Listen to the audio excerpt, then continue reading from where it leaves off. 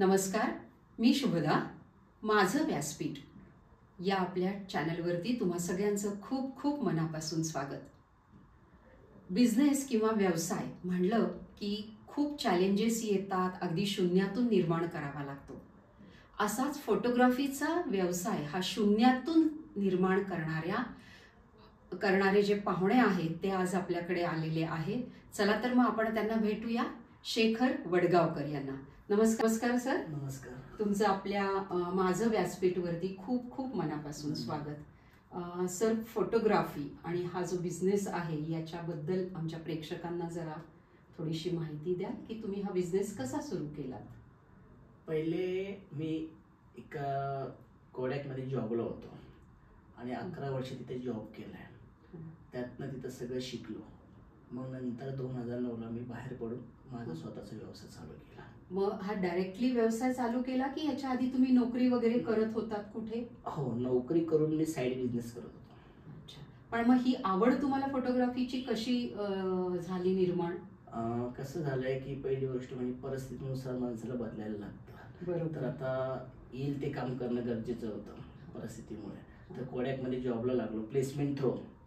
त्यातनं मग तिथं सगळं शिकलो. प्रिंटिंगचं, मशीनवर ऑपरेटिंग हे सगळं शिकलो तिथे.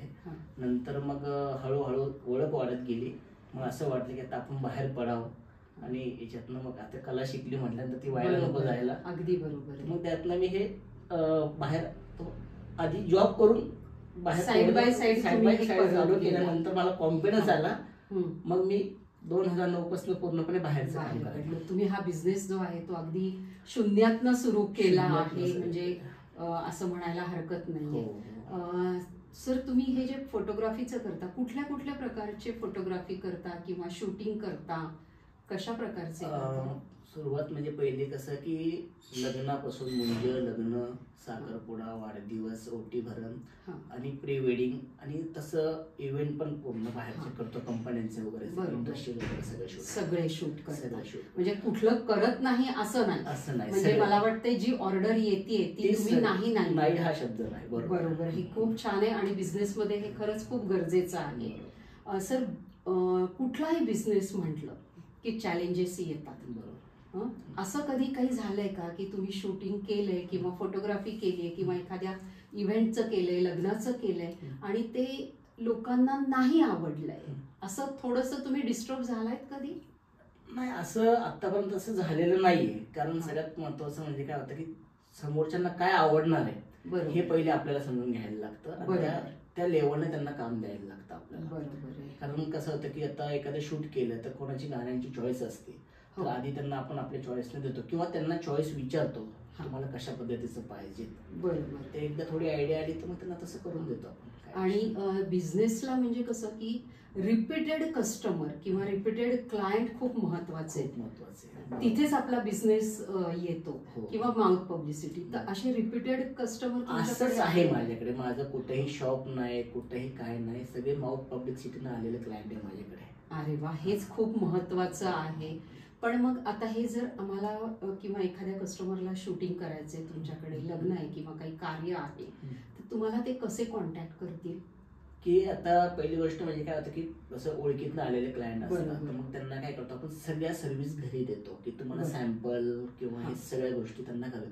आणि दुसरी गोष्ट म्हणजे काय होतं, आता लोकांना काय वाटतं की इन्स्टाला टाकायला पाहिजे, पण मी इन्स्टाला हे टाकत का नाही की समोरच्या व्यक्तीची ती प्रॉपर्टी असते, त्यांना आपल्याला पैसे पेड केलेले असतात आणि ती कोण कमेंट्स काय येईल आपल्याला माहिती नसतं. म्हणून मी त्यांना डोर टू डोर सर्व्हिस देतो.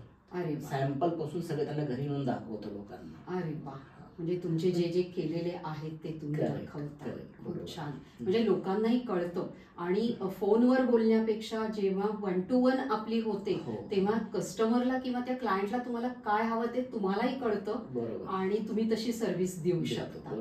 सर, आता हे एवढे मोठे इव्हेंट्स करतात, जसं कॉर्पोरेट आहे सेक्टरचं किंवा लग्नाचं आहे, तर तुम्ही एकटे आहे की तुमची टीम आहे? माझ्याकडे 8 लोक आहे. माझा एक सक्का भाऊ पण आहे. तर मग तुम्ही सगळे टीम वर्क आहे आणि खरं बिझनेसला टीम वर्कच पाहिजे, काही होत नाहीये. बरोबर. पण मग ती ऑर्डर आल्यानंतर तुम्ही हे सगळं अलाइन कसं करता की याला हे काम करायचं आधी दिलेलं आहे तुम्ही आखून? हो, आधीच काय होतं की बुकिंग हे आधीच होतं. बरोबर. आधी बुकिंग झाल्यानंतर मग क्लायंटला जे काय आहे ते प्रामाणिकपणे त्यांच्या सगळ्या गोष्टी आधीच विचारून घेतो. बरोबर. आणि त्यांना ज्यावेळेस एखाद्या क्लायंटचं रिक्वायरमेंट असेल तू स्वतःच पाहिजे तर त्यावेळेस त्यांना हे सांगतो. पण ज्यावेळेस एखाद्याला कमिटमेंट मी केली की मी स्वतः येणार तर स्वतःच जाणार, बरोबर, तिथं खोटं बोलून बिझनेस करत नाही. बरोबर. त्यामुळे काय हा विश्वास जिंकला आहे. म्हणूनच तुम्ही एवढं शून्यातनं वरपर्यंत आला आहात. बरोबर आहे ना? तर आता मला सांगा की हे टीमवर्क जेव्हा तुम्ही करता तर असं कधी होतं का की एखादी व्यक्ती काही कारणाने आली नाहीये तर तुम्हाला तिथे जायला लागले, असं कधी झालंय का? हा, आता तो एक प्रश्न तुमचा बरोबर आहे. त्यासाठी मी काय करतो की एका दिवशी जर 2 कामं असेल तर मी एक माणूस पेरे ठेवतो. अरे वा. म्हणजे हे प्लॅनिंग तुमचं खूप छान आहे. कंपल्सरी स्पिरिट होतो. त्याचं कारण असं आहे की आता मी तुमच्या संग बोललो आणि रात्री जर मला काय सर्दी खोकला काय झाला तर सकाळचा प्रॉब्लेम व्हायला नको. आणि ह्यासाठी मी 2 ऑर्डर असेल तर एक माणूस पेअर, 3 असेल तर 2 माणसं स्पेअर ठेवतो. म्हणजे काय होतं मलाही थोडंसं रिलीज मिळतं आणि 2 ठिकाणी मला जाता येतं, थोडंसं फिरता येतं त्यांच्याकडे जाऊन. बरोबर. एका दिवशी साधारण तुम्ही किती ऑर्डर घेऊ शकता? 5 कामं घेऊ शकतो. एवढी होतात तुमचे? कारण हे एडिटिंग अरे वा, खूपच छान आहे की 5 कामं म्हणजे तशी. आणि कॉर्पोरेट सेक्टरची असेल तर किती घेता तुम्ही? आता कसं तर कॉर्पोरेटचं काय होतं की त्यांचं डिफेंट फंक्शन काय आहे, किती वेळेचं आहे, 4 तासाचं असेल तर आपण त्यांना तसं चार्जेस लावतो त्यांच्या रिक्वायरमेंट प्रमाणे. बरोबर. कुठलं आहे त्याप्रमाणे. कारण आता याच्यात खूप हे आलं ना, सिनेमॅटिक आलं, ट्रेडिशनल आलंय, कॅन्डेड आलंय, ट्रेडिशनल फोटोग्राफी आली, हे प्रत्येक वेगवेगळे पार्ट आहे ना, त्याच्यात त्या हिशोबाने त्यांना रेट केले जातात. समजा जर तुम्हाला एखाद्याला ऑर्डर द्यायची असेल तर किती दिवस आधी बुकिंग करायला लागतं? साधारणतः 8 दिवस जरी केली तरी आपल्याकडे माणसं अवेलेबल ठेवतो आपण. एक बुकिंग झाली की आपण 2 माणसं स्पेअर करून ठेवतो आणि मुहूर्ताच्या डेटला तसं ठेवतो, तेवढी रिस्क घेतो. आणि हे बुकिंग केल्यानंतर काही तुम्हाला ऍडव्हान्स द्यावे लागतात की कसं आहे?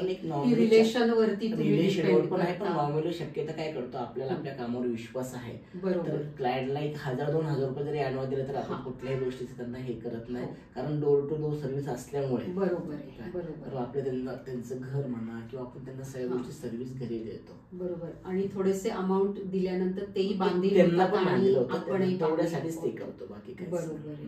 आणि तुम्ही जे हे एवढं शूट करताय किंवा फोटोग्राफीचं करताय, सगळ्यात तुम्हाला आलेला चांगला अनुभव कुठला आहे किंवा तुम्ही जे सॅटिस्फाईड झालाय की येस की हे छान झालंय माझ्याकडनं, असं कुठलं आहे? असे बरेचसे काम. मी खूप वर्षापूर्वी मला वाटतं 2010 मध्ये लता मंगेशकर पुरस्कार केला. अरे वा.